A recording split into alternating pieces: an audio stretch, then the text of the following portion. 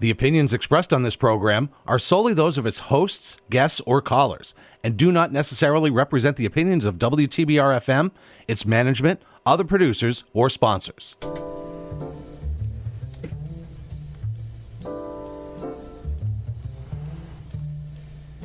Hi, everyone. You're listening to Backstory. Let's hear it on WTBR-FM Pittsfield with Roberta McCulloch-Dews of the Mayor's Office in the city of Pittsfield. Thanks for tuning in.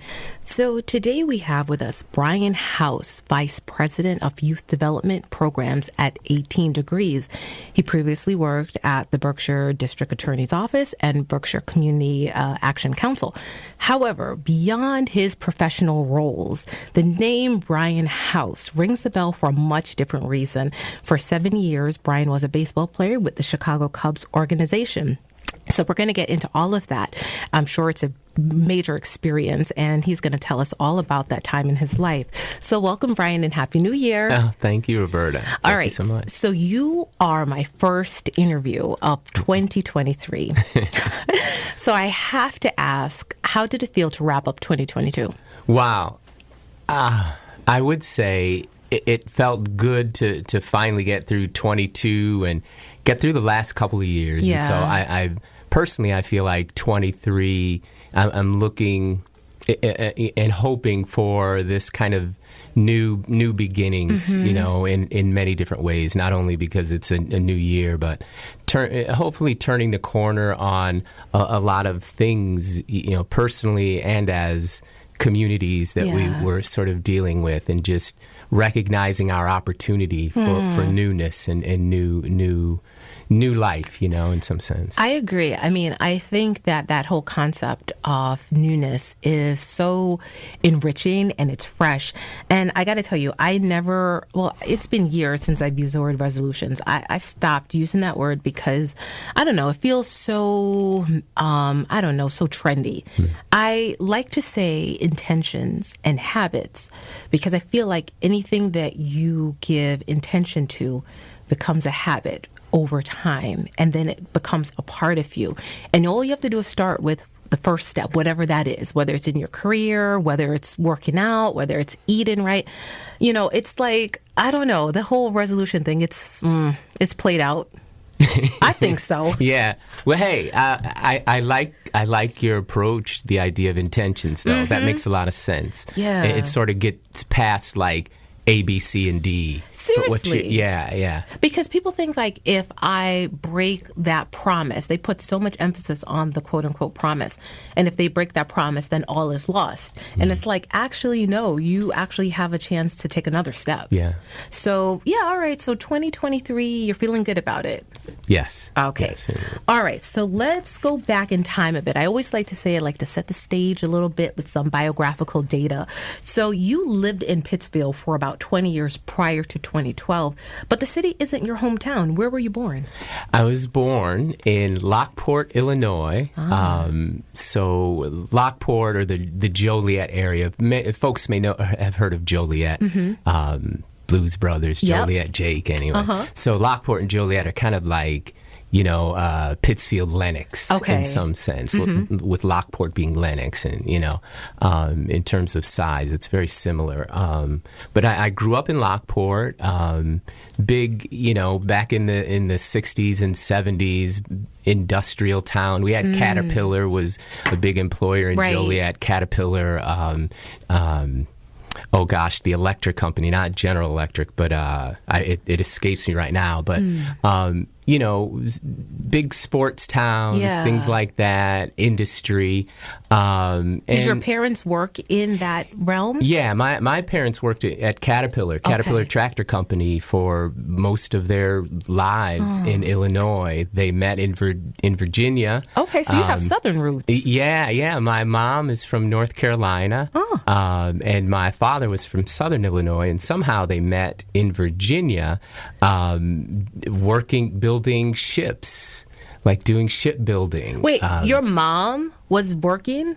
Yes. In Virginia, at the shipyard, and that's how they met. That's actually, so I'm trying to do the time frame here.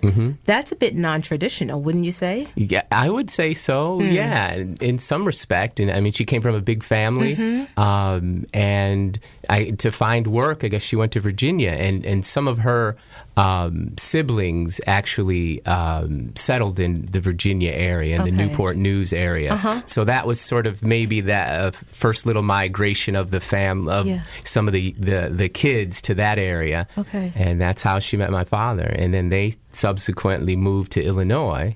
Yeah. I love it. So, when you were growing up, what did you like to do as a child? Did you have siblings? Yes. Right. I'm the youngest of 5. So, I did what they did, basically. Were you one of those that, like, you just wanted to be like your older brothers and sisters? Oh, yeah. Most definitely. Well, one little dynamic, my oldest brother, who recently passed away a couple years ago, but there's a 20-year age gap between the two of us. So he was in the military so much of the time I was growing up, so I didn't see him a lot. But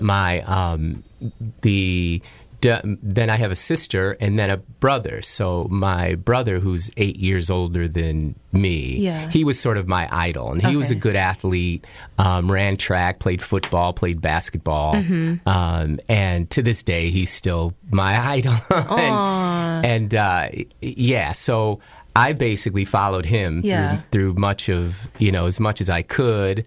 Played a lot of sports. Was he your inspiration because there's always two components, right? There's inspiration for getting into sports, and then there's natural gift.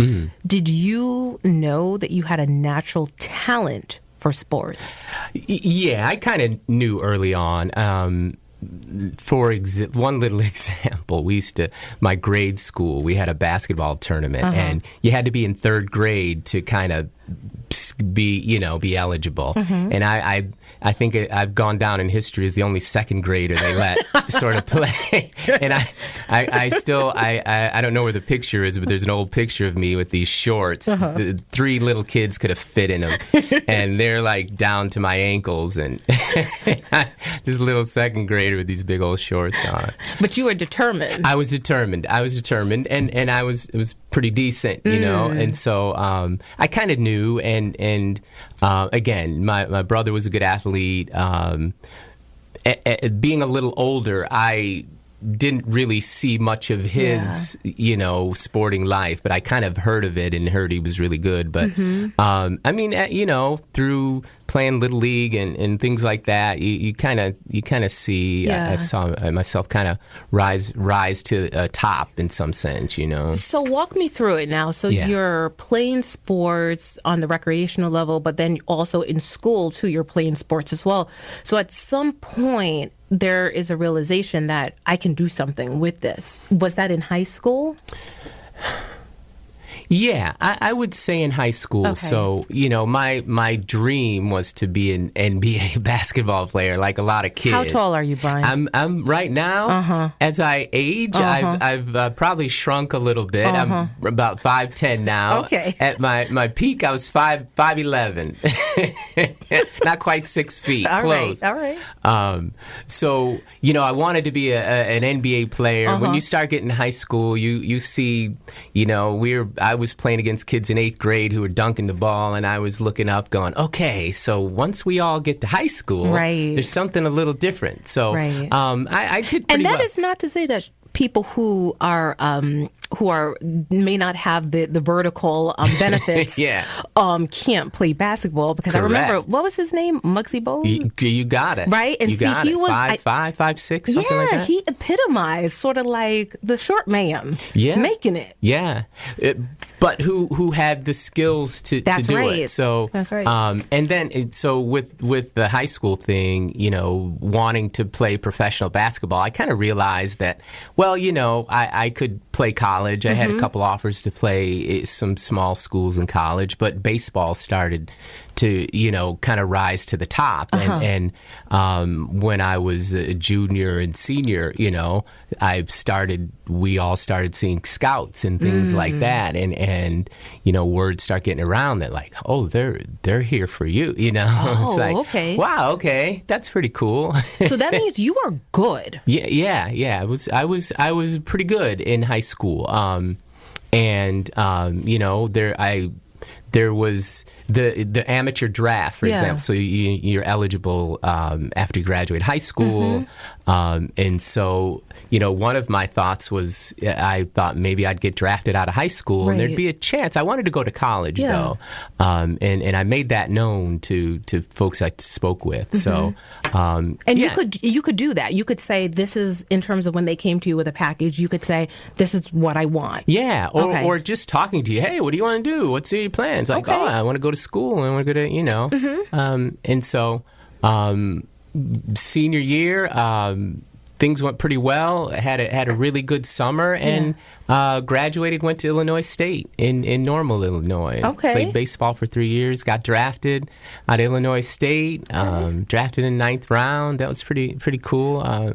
All right, so for the folks who may not know all the baseball lingo, drafted in the 9th round, what does that mean? Yeah, so baseball, and I hope I get some of this right, but there is I believe there's 2 drafts. So there's the regular summer amateur draft, and then there's kind of a supplemental draft which happens another part of the year. But the big sort of amateur draft happens around June each year. And now with ESPN and all these different markets, those things are televised and promoted. Back when I was, there was no ESPN. Where did they do it back then? Well, I don't know. Oh. Actually, it wasn't on TV or anything, or on the radio, or you just found out. The Cubs got took in just got a call. Round. Yeah, you get a call. Okay, you got a call. So the amateur draft. So they have a couple amateur drafts. Yeah. So the big one is in June each year. Okay, and so high school players are eligible to be drafted, and at that time, I believe you had to at least have there was some college sort of requirements, or if you were in college, you were eligible for a supplemental draft. So that's where some players, I believe, who were in their first 2 years of college were able to be drafted. Oh, okay. But if you weren't in that category, you were eligible for the amateur regular draft after your 3rd year of college. Oh, okay. Yes. All right. Yes. So now rules have changed, and I'm not really sure what they are. So I was drafted after my 3rd year in the amateur draft from out of Illinois State. Yeah. All right. So I can imagine you were just like elated. Yeah. Oh, of course, because I had an idea it was going to happen, and it's a big deal. I mean, no matter if you're drafted in the 1st round or the 35th round or 45th round. It's a big deal because not everyone makes it. Not everyone at all. And just to get the opportunity is sort of a rarity to a certain extent. But to play at certain levels, it gets rarer as time goes on. Right. The higher you get, the less people get that opportunity. Now, was this I guess immediately with the Chicago Cubs that you were drafted? Yes. So so I was drafted by the Cubs, like I said, in the 9th round of the '84 amateur draft, and played 6 seasons, 7 years. So you right off the bat you do sort of a rookie camp, a shortened camp, and then because the draft was in June, so that's kind of like the season has already started, like major league seasons now. I think start in late March or April. Spring training is March, and the season starts early April. So with the players drafted in that sort of amateur draft, many of them get sent to a shorter season, like a rookie ball or a shorter A season. Okay. So, for example, when the Pittsfield Mets were here, that was sort of a shortened A season. Okay. A sort of a little higher affiliation than rookie ball, for example. Okay. So, all right. So you're part of this organization. So tell me like the whole Pittsfield Cubs connection now. Yeah, so Pittsfield, so all the sort of major league affiliations have minor league affiliations, and some of that has changed recently too, how that actually works. But back in my time, each organization had maybe a couple, 2 to 3 rookie or A-ball affiliations. That's the lower levels. Okay. Then they had one, sort of the next level would be Class AA, which was Pittsfield Cubs at that time. Oh, okay. And then there would be a third level before the major leagues, which would be AAA. Oh, right. So it's almost like sandwiched right in the middle. Yeah. So that's the basics of it. Okay. And so the idea with the organization is to develop players that will one day play on the major league level for your team. So there's the idea of development and producing players and also those players, all of us were, you're basically playing for 32 teams or how many ever teams there are, because your goal is to play in the major leagues. Right. And that's one thing, if you don't realize that early on, you could... Do you think that some people get into it not knowing?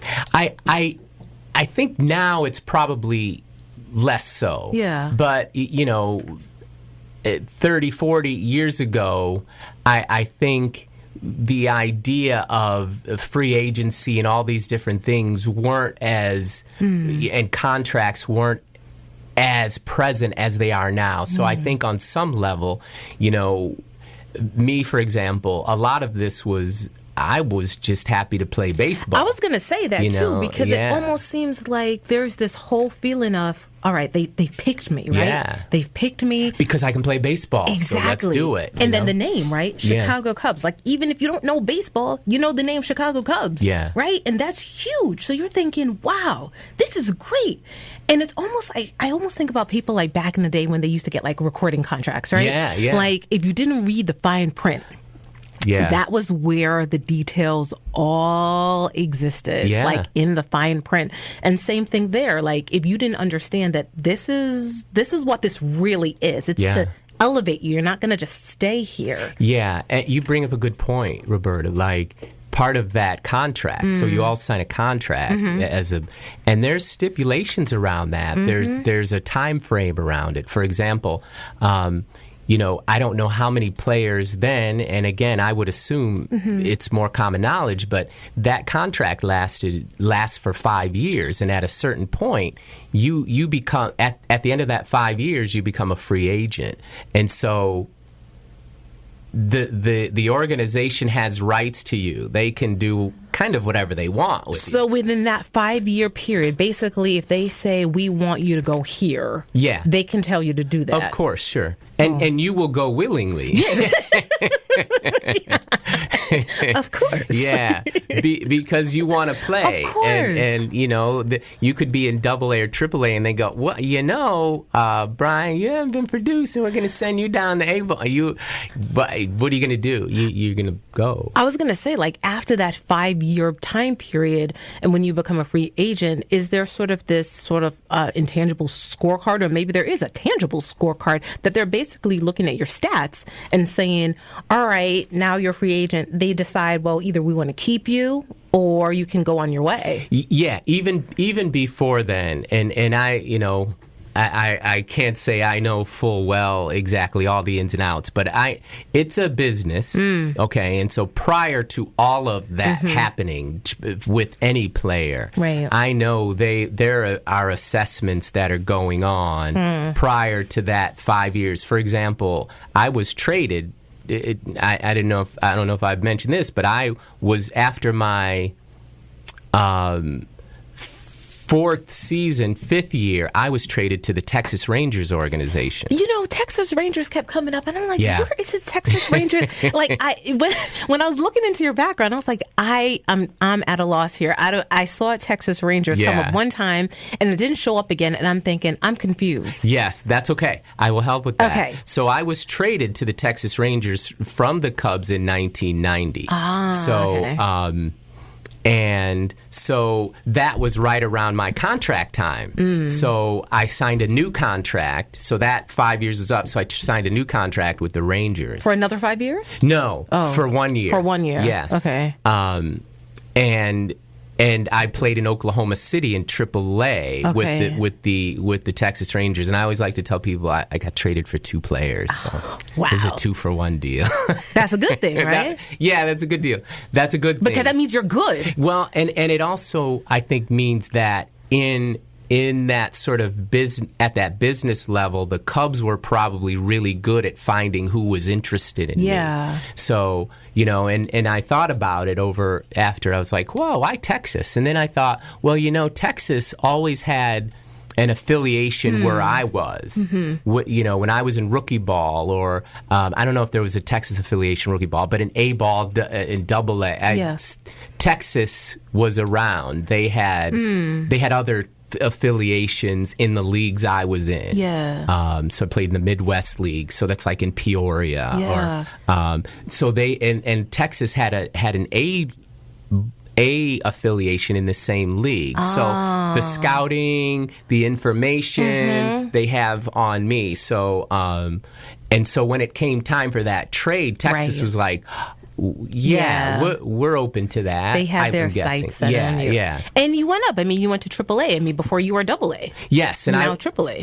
And I was in AAA with the Cubs in Iowa. So that was Chicago's AAA. Wow. And I think it may still be the Cubs. I should know this, but in 1990, Des Moines, Iowa was the Cubs affiliation, AAA affiliation. So that's where I was in 90. After that season, I was traded to Texas. Wow. Yeah. Wow. So moved to their affiliation was in Oklahoma City. So I spent a year in Oklahoma City with my family. Wow. Yeah. So like your whole family y'all all just moved out there? Yeah. So and that's how. So inside of all this story is how Pittsfield or Berkshire County became home. So after my season in AA here in Pittsfield, so that was the Cubs AA affiliation, the Pittsfield Cubs. I met my wife and we started a family, and so this became home base for me. Because I was trying to figure out, like, did you just say, I want to stay here at that point, with the whole Pittsfield Cub connection? Like, well, I mean, more than anything, I think when I first got here, and I tell this story, we flew in from Albany Airport, and we got here in Pittsfield. It was late at night, and we were staying it was the Hilton. Then. What year was this, Bryan? This was 1987. 1987. Yeah. To me, it's like yesterday, but like... No, listen, I know that feeling. Like, it's a weird feeling when you think about those years, and you're like, it was just a couple years ago. Actually, it was like... That's a long It's a long time ago, but I get it. All right, so back to 1987. 87. So we get here in Pittsfield, AA Cubs, and immediately, Roberta, I kind of felt, just the ground felt different for me, and a lot of people get it. I was walking around just thinking, man, this feels different here. I don't know whether like how? Just a vibration. Yeah. The vibration was a little different than what I knew, and I noticed that, and I felt like, I don't know, something about this I like. Okay. And then things kind of came to me in that sense. This became home. I started to, develop friendships within the community, and it was interesting back then too. Pittsfield was sort of unique in the sense players normally when players go to cities, they have apartments lined up for them. Okay, here's all the places you can live and stay. But in Pittsfield, the idea was that families would help out with housing, and so most of the players most or all of them, except a couple, stayed with families who were really supporters of the team and wanted to, make sure players had a really nice time or a homey time here in Pittsfield. So you had a host family. I did. I had a host family. Oh, wow. I had a host family. So and that just kind of does wonders for or introducing you to the community. And so I'll never forget that. That's a part of me, So obviously there was something about Pittsfield that stuck with you. Yeah. And you said, I'm going to stay here. Yeah. Wow. Yeah. It's interesting because, if saying your name to a few folks and they're like, wow, Bryan House. And you had an impact on folks. I think just, the work that you were doing in your role as this baseball player, it was powerful to a lot of people. Did you know that you were having an impact at the time on people around you? That's a really good question. I think on some level, yes. For example, when I was with the Cubs, we used to they would have these sort of week-long camps for young kids to come and work out with the Pittsfield Cubs for a week. And I remember again, it seems like yesterday, I remember working with some of these young kids on fielding, and stealing bases and all this.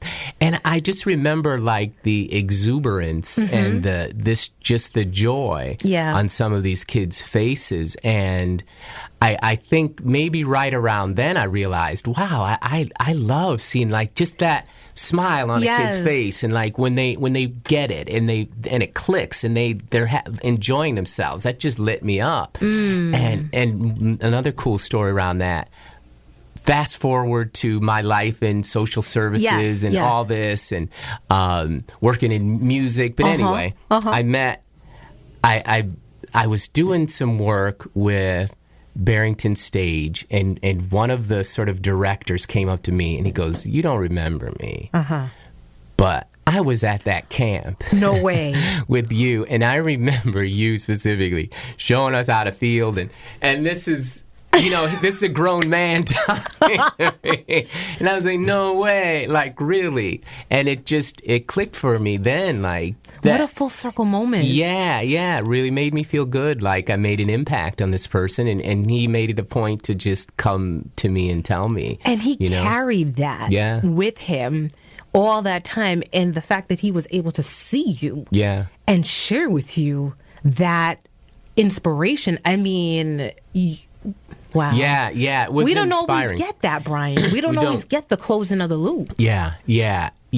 That's a really, really, really, really, really wonderful feeling. And it's not that I live for that closing of the loop, but I love working with young people. Yeah. I love youth development in all its forms.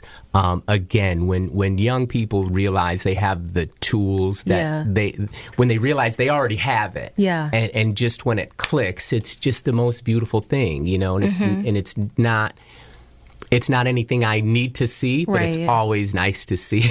Well, it's very apparent. You guys can't see Bryan's smile, but it's like a megawatt smile in here when he talks about working with young people. So obviously we know that's where his heart is at.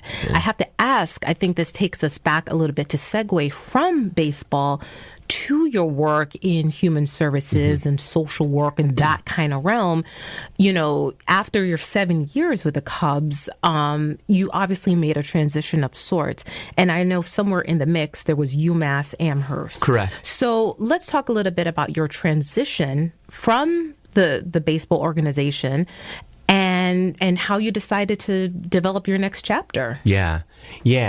I think that's, for all athletes or young people, I've always said this, you have to prepare yourself for what's coming. In the statistics say we'll change vocations 7 or 8 times or change our career pathways, all those things, more than a few times over our lifetime. So, I mean, I was fortunate and, I credit my family and my parents with just the idea of instilling education, and no matter what you do in athletics or sports, that you need to go to school. Yes. And, you know, while you're in this house, you're going to go to school and we're going to expect good grades. Yes. All of those things are expected. So it was kind of like when I would bring home A's and, you know, B's in my report card, I was like, yeah, you know, my parents were like, all right, this is good, you know. Right. Nice job. That's what, you know. Right. So it's kind of interesting. So, but anyway,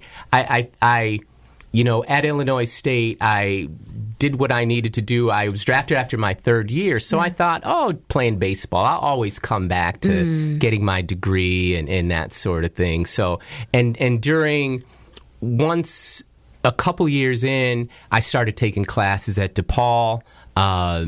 During the winter, I was, you know, as a baseball player then, you know, you had to work in the off season. I lived in Illinois, and at that time, Pittsfield hadn't become home. Yeah. So I was working full time. I was taking classes in Chicago. I was, you know, there were really no online classes then. That's I was right. driving into the city 3 times a week, taking classes at, you know, at 2 campuses at DePaul. And so that was part of it. And then, you know, that was sort of nearing the tail end of my baseball career. Yeah. And so just the need and I think the personal, my personal drive to really get that accomplished, to get that degree accomplished. So because I had so many different hours and so many different credits all over from BCC to I took classes, you know, through a couple jobs at BCC and had my DePaul and had my Illinois State hours. You had a lot. Which were way over the required amount of hours for a degree in, you know, in any interdisciplinary studies. So, but I took that and had to eat about 60 hours of college work to fit it into the UMass program, which is not a problem because I knew that was going to be the deal. So that, you know, I took my sort of business background at Illinois State and sort of tied that into this sort of sports psychology certificate or degree that I created in interdisciplinary studies. One of my goals was to sort of do this sort of sports business outreach overseas. That never came to fruition. You know, I was thinking about saving the world over in the Middle East and doing a lot of things with sports. With sports? Yeah. Okay. So I was thinking, well, that I could see myself doing that. But you know, that never really came to be. So I basically, you know, put together this sports business package and graduated from UMass. Okay. And, you know, from that, it opened up other opportunities in youth development. I coached at some high schools here at the end of, you know, after I sort of retired from baseball, I coached at McCann. What was that like? Because obviously you had been known, you were known in the area. So I think to then also see you in the classroom, in the school setting, that's like a big deal. Yeah. That's huge. You know, for me, it was a wonderful experience. When I decided to coach, you know, I thought that could be something I would like to do. I was so... the folks at McCann just made me feel so great. The athletic director and the baseball coach then, I ended up coaching junior varsity basketball too. So, and I didn't know what that world was going to be like. And I thought, well, you know, let me just apply for this and see if they'd be interested. And they jumped at the chance. Of course. So it was a lot of fun. Again, I love teaching young people, especially the basics and the fundamentals of any sport, baseball specifically, and basketball too. But so it was great. It was great to see these kids like come to understand baseball, and they didn't really know me as a player. Yeah. They kind of, you know, had an idea. But they were wonderful. They were wonderful. I still see. I had a couple kids that, and again, this is going back to the 90s. Yeah. Who they're adults now. Right. that see me and we have a good conversation. Oh man. So you know, I'm listening to the youth component. And, I know from your time, even when you had like those camps and the young people would come and you'd work with them. I mean, Bryan, was there someone, that influenced your decision or even just your work with young people? I mean, you just have such an affinity for young people. Where do you think that just came from? I don't really know, Roberta. I think part of it is I feel I'm tapped into something. I had the benefit of spending, a few years at Kripalu Center, and I'll just say it. And in that time there, just understanding more about spiritualness and this connection between your mind, body, and spirit, and all these different things. And I think all of that sort of led me to the place I am now where I appreciate sort of harmony. And I think that's why I love music and that idea and just this idea of harmony and how dissonance fits in there. But when I see young people and when I work with people and see understanding and see groups moving forward, that really lights me up. And again, I can't say more than I love to watch young people develop and help them hone those tools that they need to be successful, because it's a tough world, it's really it's a tough world in some sense, and as I see young people, no matter how old, I almost want to say, you know what, you got what it takes. You may not know it now, but you really have it, and it's just finding how to develop that, finding people that inspire you, that can help bring that out. And I know times can be tough, but I think that's where I'm at. I feel you, Bryan. Yeah. I mean, I too have this passion for working with young people too. And I think it stems from, at least for me, like people help me. I always say, like, when we are in our adult selves, we just didn't pop out the box like that, right? When we came to be, how we came to be, it's a matter of the shaping. Yeah. It's a matter of the hands that had, that played a part in helping to nurture us. Yeah. And, especially if you were on the wrong path, maybe someone to course correct you and say, you have to go this way. And so I totally get it. I mean, that's what inspires me, knowing that someone helped me. Yeah. And it's almost like it's paying it forward in that way, because, you want that next generation to be the best that they can be. Yeah. And, I think back to being a child, being young and being in church, right? And I used to sing in the children's choir, and we would act up, and like during church, it was kind of funny. Yeah.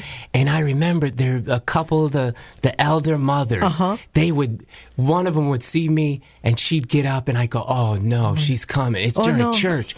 Yeah. And and she would come and like put her hand on me and just like, and I, we thought it was kind of funny as kids, but I remember that. And there was another mother, Miss White.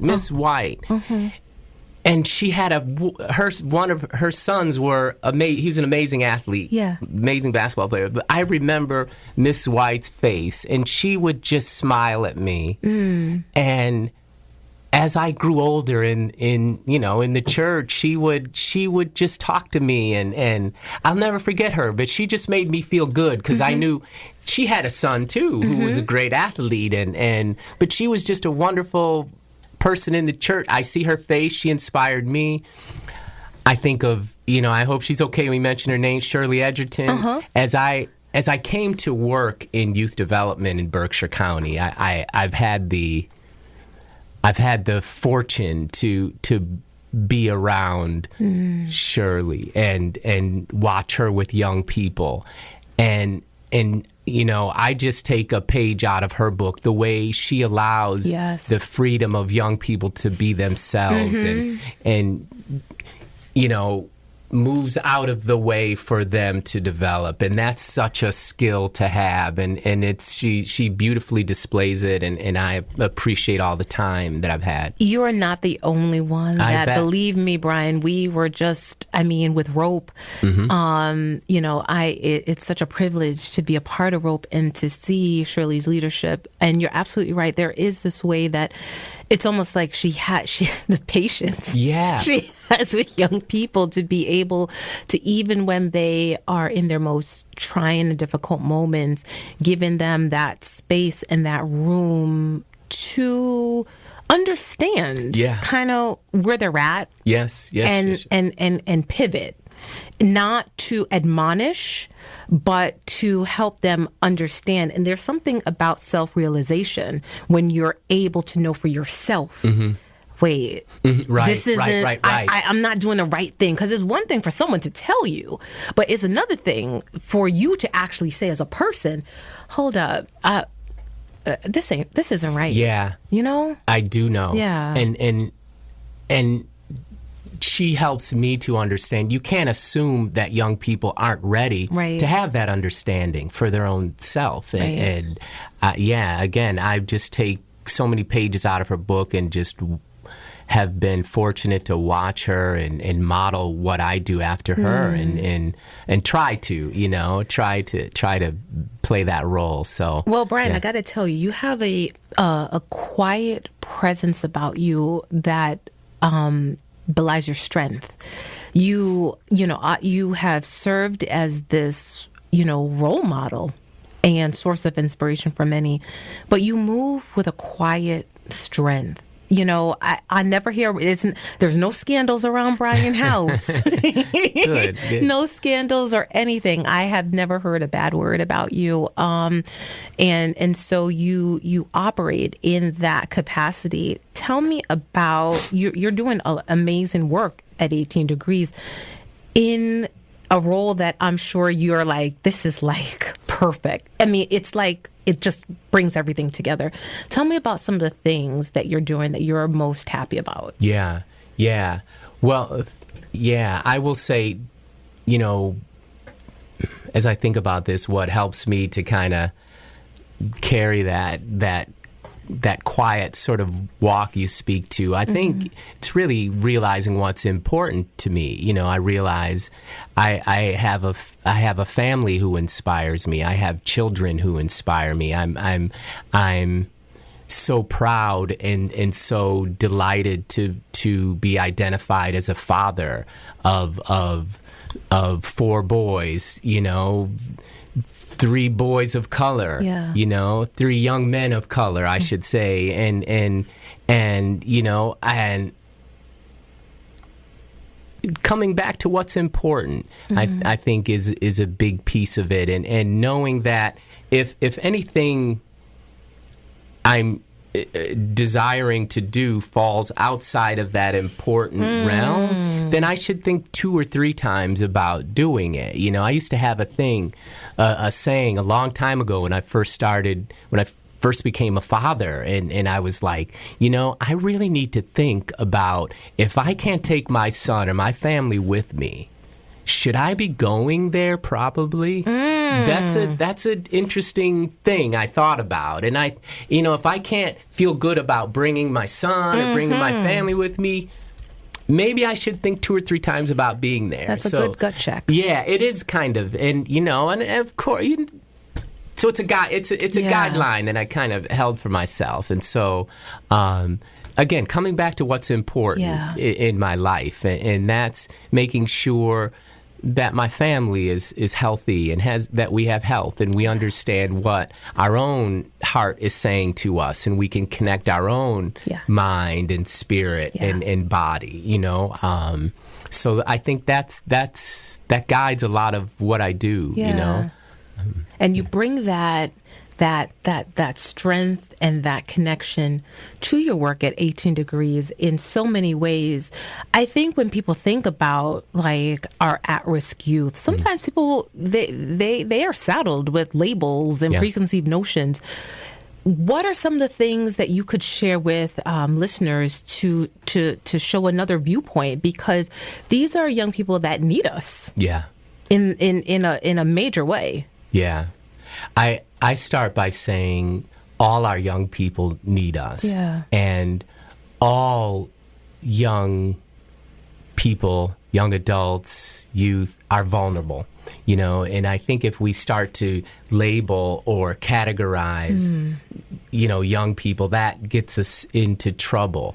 I think, if we go with the idea that all are vulnerable, then all the young people we see and encounter and work with, we need to have compassion and empathy for all of them, because right, we all want to be treated fairly. We all want to be treated with kindness, no matter what side you're on. Or no matter where you land. You want these things for yourself, and I think young people are no different. Right. I don't think young people woke up any morning and said, I want to fill in the blank, right. In a negative way, right. So I think I start with that. Like all young people are vulnerable, and let's not break it down much further than that. There are different needs young people have. Right. So I think identifying those needs and what's supportive of each, helping young people to see what those tools are that they're going to need to be successful or to be full in this life. So then tell me a little bit about some of the maybe initiatives or programs that's helping to further that work. Yeah. So, I mean, at our organization, we, 18 Degrees, many folks know, early childhood education, foster care, we have a family resource center and youth development, kind of the area I oversee. I think a lot of what's involved with that is mentoring. We have sort of an on-staff mentoring coordinator who hooks young people up with one-on-one mentorship. And also we're beginning to incorporate more group mentoring ideas, where we're bringing in folks that may have some experience in our community. And it's, maybe they don't fit the kind of classic box you would think of as a mentor, but they have something to offer and they want to give back to the community. Lived experience, okay. Exactly. So that's something we incorporate into our programs throughout. That's something we continually look at to kind of make sure we're utilizing like lived experience in the right respect.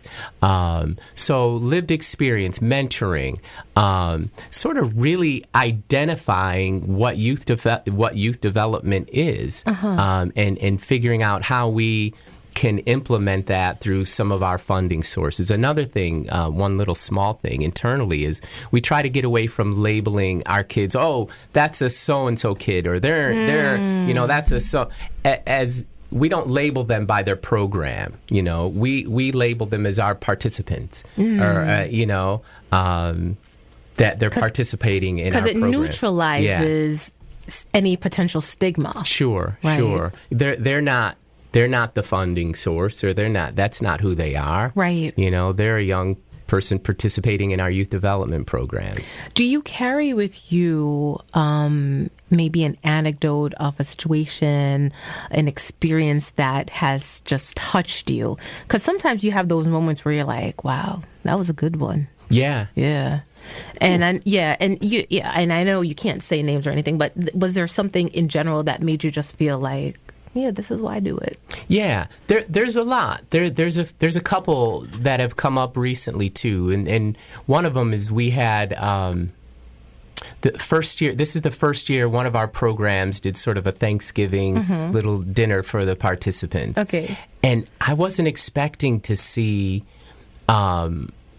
this participant with his family and his young son, and just being a father and being this doting father and really taking care of his family, making sure they had everything we needed, and everybody's like, hey, holding the baby, and just it was really cool because we don't normally see our participants and our friends in that light, in their sort of home situation, and inviting them in. And so it was really neat for us to share a meal and to talk and laugh and have fun and hold the baby while they got food, you know, and so that was really special to me, and I think it was special for them also. I noticed that you also use the word friends. Yeah. Is that another way to sort of create community?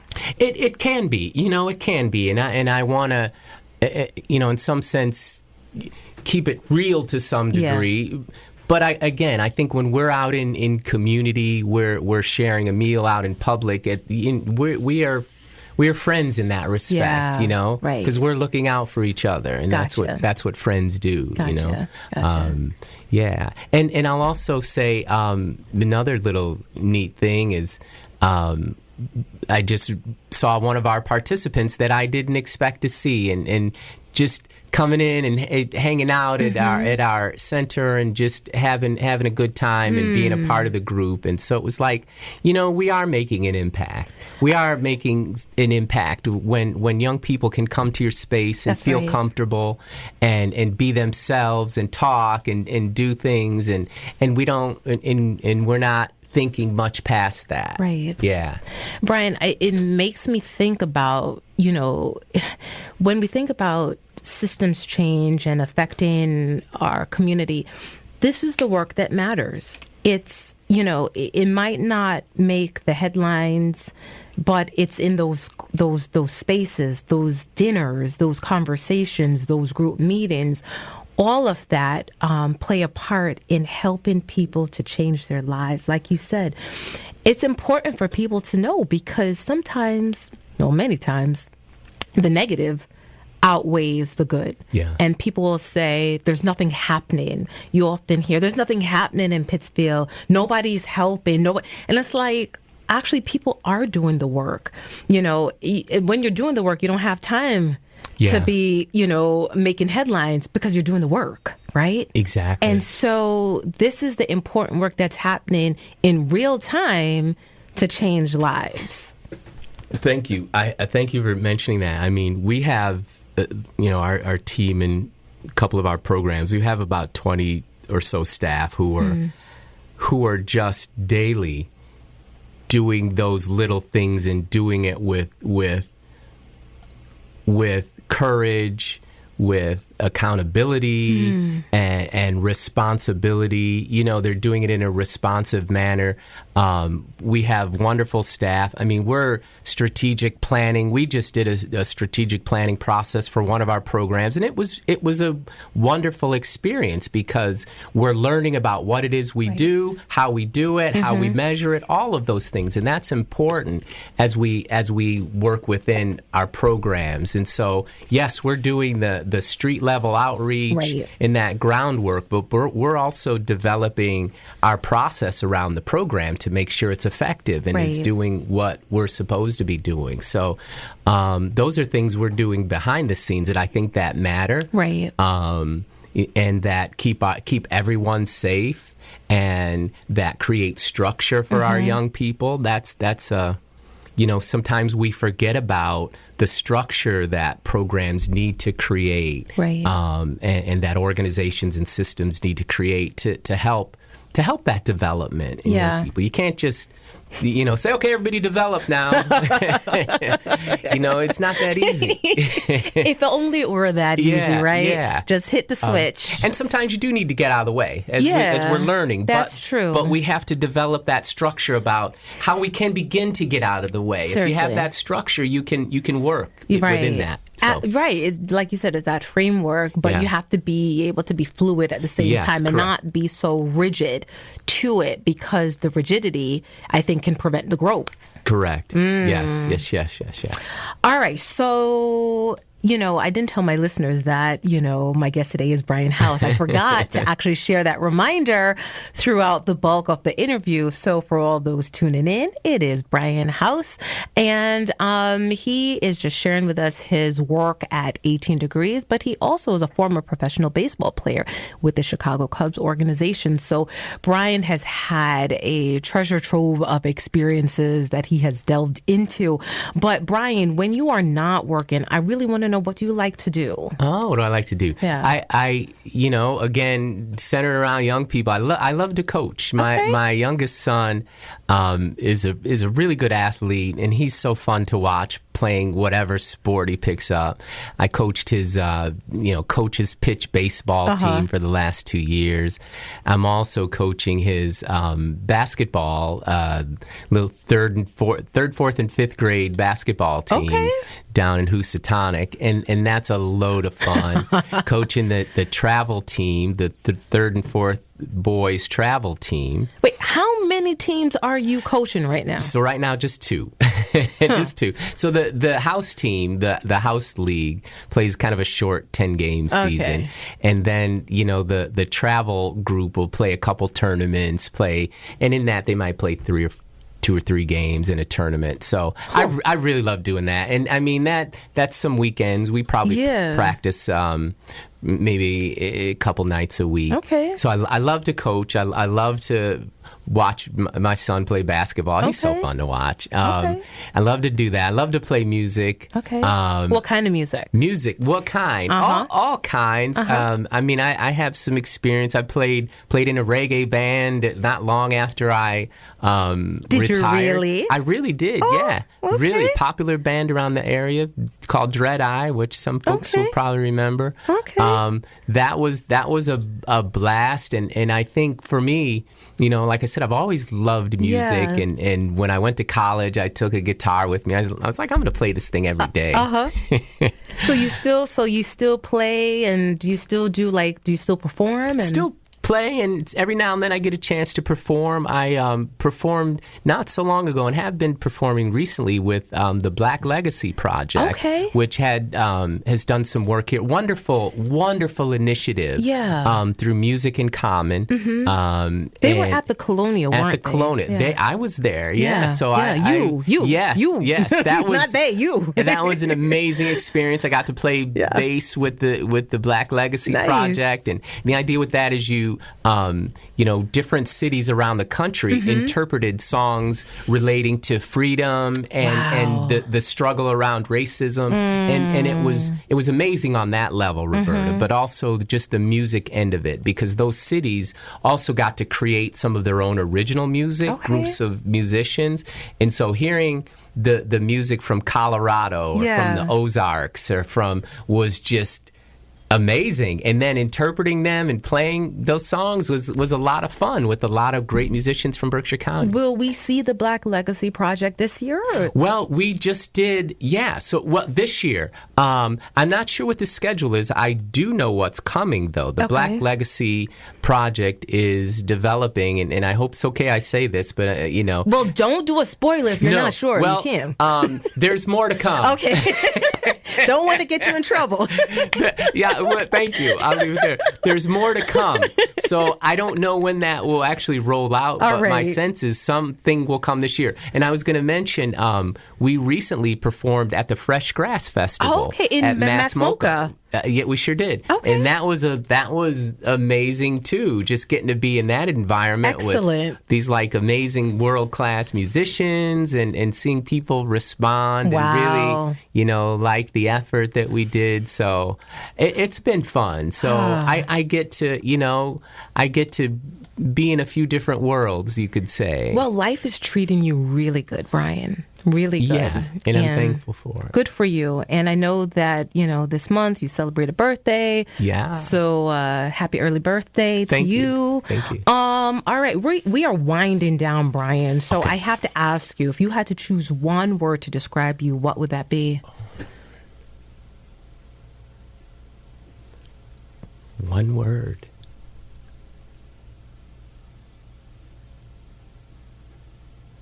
Blessed. All right. I like that word. All right. Okay. Thank you, Bryan, for joining us today. It's been a pleasure. It really has been. I really enjoyed hearing about your story, and I hope our listeners have as well.